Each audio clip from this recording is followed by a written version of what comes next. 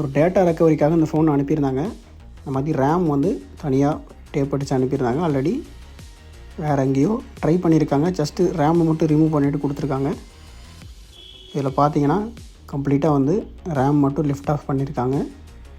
So நம்ம வந்து ப்ராப்பராக அந்த போர்டை க்ளீன் பண்ணி CPU எடுத்து ரீபால் பண்ணி ஃபிக்ஸ் பண்ணினதுக்கப்புறம் ஸோ CPU வரைக்கும் போர்டு ஓகே.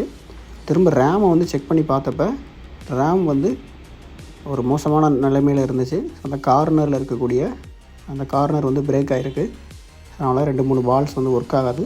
ஸோ அதுக்கு வேறு ஒரு ரேம் வந்து நம்ம புதுசாக ரீப்ளேஸ் பண்ணி ஸோ அந்த ரேமை வந்து ரீபால் பண்ணி ஃபிக்ஸ் பண்ணி இப்போ இந்த செட்டு வந்து சார்ஜிங் லோகோ வந்து திரும்ப ஃபஸ்ட் லோகோ செகண்ட் லோகோ வந்து கம்ப்ளீட்டாக ரெடி ஆயிடுச்சு. ஸோ லாக் ஸ்க்ரீனில் வந்துருச்சு. கஸ்டமரோட டேட்டா எதுவுமே லாஸ் ஆகாமல் ப்ராப்பராக அந்த ஃபோனை நம்ம வந்து ரெடி பண்ணியாச்சு. இந்த மாதிரி உங்கள் ஃபோனில் எந்த ப்ராப்ளமாக இருந்தாலும் சரி பண்ணிக்கலாம். நீங்கள் நேரடியாக நம்மளை காண்டாக்ட் பண்ணலாம் அல்லது கொரியர் மூலிமா நீங்கள் உங்களோட ஃபோனை சென்ட் பண்ணி விடலாம். ஸோ குயிக் அண்ட் பெஸ்ட்டாக நம்ம பண்ணி கொடுத்துட்ருக்கோம். மறக்காமல் நம்ம பேஜை ஃபாலோ பண்ணி வச்சுக்கோங்க. உங்கள் ஃப்ரெண்ட்ஸுக்குமே ஷேர் பண்ணுங்கள். தேங்க்யூ.